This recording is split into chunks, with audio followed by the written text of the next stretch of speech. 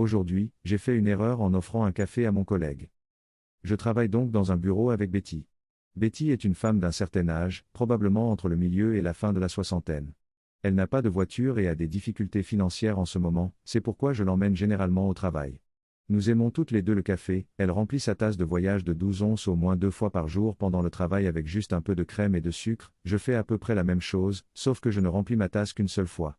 Pour ceux qui ne le savent pas, c'est comme Starbucks mais légèrement différent, ma colocataire l'appelle le crack Starbucks parce que les boissons ont tendance à être plus fortes. Je me suis commandé un 911 glacé qui est essentiellement du chocolat et du caramel avec 6 doses d'espresso. J'ai dit à Betty de commander ce qu'elle voulait, pour moi. Apparemment, Betty n'était jamais venue ici auparavant et a paniqué quand on lui a demandé ce qu'elle voulait, alors elle a commandé la même chose que moi. Je n'ai rien pensé de tout cela. Nous avons donc parcouru les 10 minutes qui nous séparaient du travail, écouté de la musique et bavardé. En arrivant sur le parking, je regarde et la 911 de Betty a disparu. Elle l'a tuée. Moi, Betty, qu'est-ce que tu as fait? Betty, quoi? C'était tellement bon et j'étais tellement gourmande que je n'ai pas réalisé que j'avais tout bu.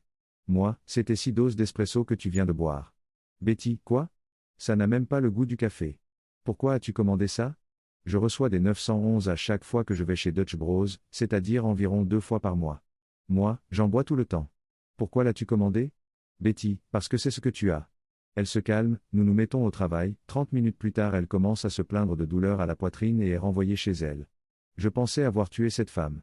Je l'ai appelée pendant le déjeuner et elle m'a assuré qu'elle se sentait mieux.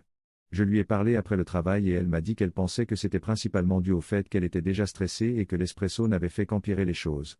Elle ne m'en veut pas et m'a dit qu'elle allait bien. Je n'achèterai plus jamais de 911 à qui que ce soit, si vous voulez autant d'espresso, achetez-le vous-même, je n'ai pas besoin de cette responsabilité. Trop long. Je n'ai pas lu. Aujourd'hui, j'ai fait une erreur en achetant un café avec 6 doses d'expresso pour une femme âgée qui était déjà stressée et qui lui causait des douleurs à la poitrine.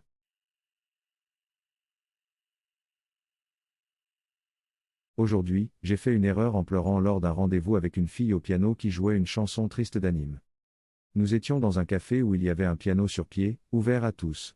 À un moment donné, une fille au hasard s'est mise à jouer du piano. Elle jouait du classique, mais aussi des versions piano de chansons pop et des thèmes et ouvertures d'animes plus connus. J'ai plaisanté sur le fait que j'étais un weeb parce que je les connaissais, ce qui était plutôt drôle, et nous en avons ri. Puis elle a commencé à jouer les premiers accords d'une chanson triste et j'ai été très déconcerté par l'émotion qu'elle m'a procurée. Je ne savais même pas d'où je connaissais cette chanson. J'ai fait un zoom arrière et je n'ai plus prêté attention à notre conversation. Puis j'ai commencé à pleurer un peu et mon cavalier m'a demandé si tout allait bien. J'ai répondu que je ne savais pas ce qui se passait et je suis allé aux toilettes pour me calmer. Le rendez-vous s'est plutôt bien passé par la suite, mais je ne sais pas si nous nous reverrons. J'ai réfléchi un peu et il semble que la chanson était Sadness and Sorrow de la série originale Naruto. Je l'ai regardée il y a 10 ans. Trop long. Je n'ai pas lu. Un petit gars pleurnichard pleure devant son rendez-vous parce qu'une fille au hasard joue une chanson de Naruto.